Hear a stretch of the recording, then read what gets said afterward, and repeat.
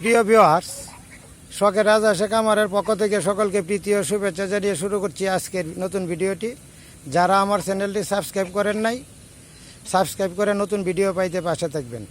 আজকে কৃমির ঔষধের সম্পর্কে আলোচনা করব, কিভাবে খাওয়াবেন এবং কোন ঔষধটা ভালো। আমি যে ঔষধটা ব্যবহার করি এই ঔষধটা আমি আপনাদের সাথে আজকে শেয়ার করব। আমি যে ঔষধটা ব্যবহার করি সেই ঔষধটার নাম হচ্ছে এভিনেক্স।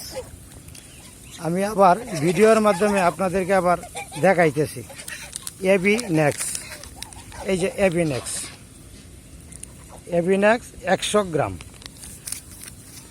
এই প্যাকেটটার মূল্য 200 টাকা। এই প্যাকেটের মধ্যে পাউডার থাকে আপনার 100 গ্রাম। এই 100 গ্রাম ঔষধ কিভাবে আপনি পানিতে মিশ্রিত করবেন এবং কিভাবে খাওয়াবেন। প্রতিটা হাঁসের জন্য 2টা মাপ আছে। আপনি কোন সিরিঞ্জ দিয়ে খাওয়াবেন।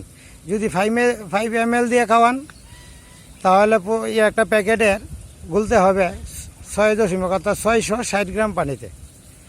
আর যদি মনে করেন যে না আমি 10 ml সিসি দিয়ে খাওয়াবো, 10 ml দিয়ে খাওয়াবো সিরিঞ্জ দিয়া, তাহলে 10 সিসির যদি থাকে তাহলে 10 ml নিতে হবে। এটা যদি খাওয়ান তাহলে আপনার নিতে হবে 1 কেজি 320 গ্রাম পানি। একটু বেশি নেবেন, 1 কেজি 400 নেবেন। আর যদি 5 ml দিয়ে খাওয়ান তাহলে আপনি 700 গ্রাম নেবেন। নেওয়ার পরে এটা একটা পাত্রে গুলবেন এবং প্রত্যেকটা হাঁসকে ধরে সিরিঞ্জের মাধ্যমে এমনভাবে খাওয়াইতে হবে যাতে খাওয়ানোর পর মাথা ঝাঁকি দিয়ে যাতে ঔষধটা ভিতর থেকে ফেলে না দেয়। আস্তে আস্তে ধরে মুখের ভিতরে সিরিঞ্জটা দিয়ে পরে চাপ দিতে হবে যাতে ঔষধটা ভিতরে যায়, ফেলে না দেয়। এইভাবে যদি আমরা খাওয়াইতে হবে একদিন, তাও খাওয়াইতে হবে সকালে খালি পেটে একদিন একবার খাওয়াবেন। আবার রাত্রেবেলায় যদি মনে করেন যে না সন্ধ্যায় খাওয়াবো তাহলে ঔষধের কাজ করবে কম। আর যদি কাজ বেশি পাইতে চান সকালে খালি পেটে এই 5 ml 1 সিসি অথবা 10 ml দিয়ে যদি খাওয়ান 10 ml 1 সিসি। 10 ml দিয়ে গুললে আমি আগেই বলছি 1 কেজি 400 গ্রাম নেবেন পানি।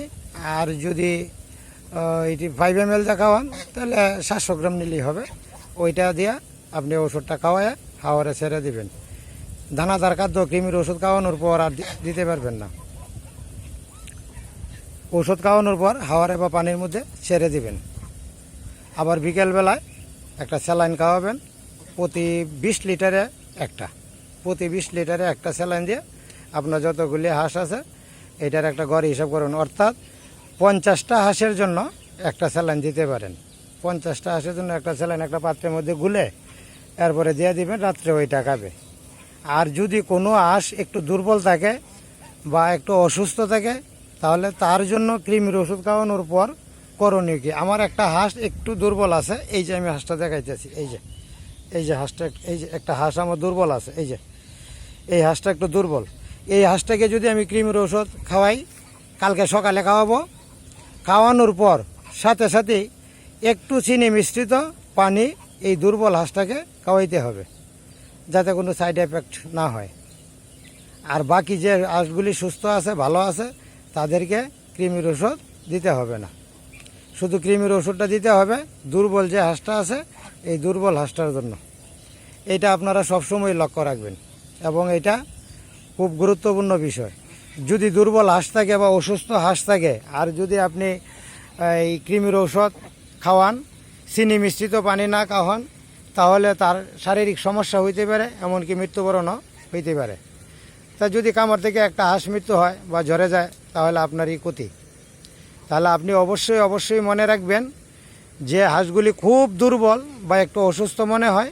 এই যে আমার অসুস্থ হাঁসটা আমি আবার দেখাইতেছি, এই যে হাঁসটা, এই যে দর্শক আপনারা দেখতে পারতেছেন, এই হাঁসটাকে আমি আগামীকালকে কৃমির ওষুধ খাওয়ানোর সাথে সাথেই 1.5 চামচ চিনি একটু পানিতে মিশ্রিত করে সিরিঞ্জে ভরে খাইয়ে দিব।